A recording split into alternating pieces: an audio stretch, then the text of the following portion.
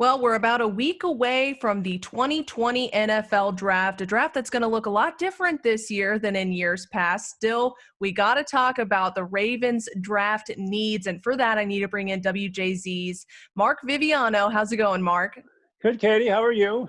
I'm doing well. We're both working from home, and it sounds like that kind of might be the case for managers of teams for this year's draft. I want to ask you, what do you think, plain and simple, are the draft needs for the Ravens? Yeah, they're pretty obvious. With the retirement of Marshall Yanda and the injury to starting center Matt Skura, they have clear need on the interior offensive line. Now, that doesn't mean that's a position they'll be drafting high, because the Ravens really believe, and they have a history of doing this, of picking third, fourth, fifth later and turning those offensive line picks into starters. So that, though it's a need, it's probably not something I'm going to see them address high up. Higher up is a need that might be the first pick, and that's inside linebacker.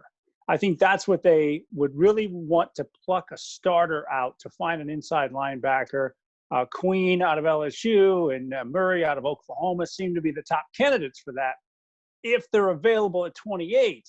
And it leads to question as to whether Eric DeCosta, now in his second draft as general manager, might move up if he fears those guys won't be there, or move down and out of the first round, let someone else move up in the first round, and he figures he could find quality in the second round. So those are the primary needs: interior offensive line, inside linebacker. I know they're looking at running back and wide receiver as well.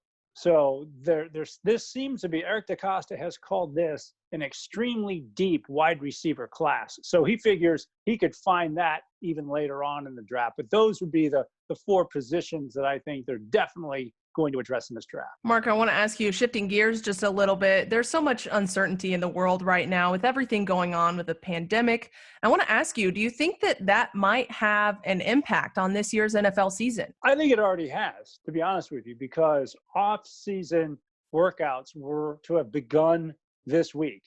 And instead, teams like the Ravens, they're doing these virtual Zoom meeting type workouts, and guys are left on their own to do their workouts. So you're already seeing any number of guys who are going through an offseason like never before.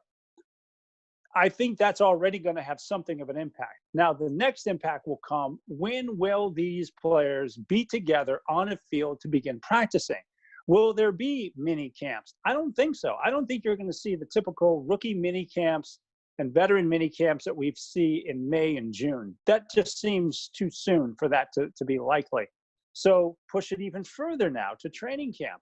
Now, if you get training camp started relatively on time, late July, early August, that's great. But then you didn't have your mini camps, and that could affect the rookies.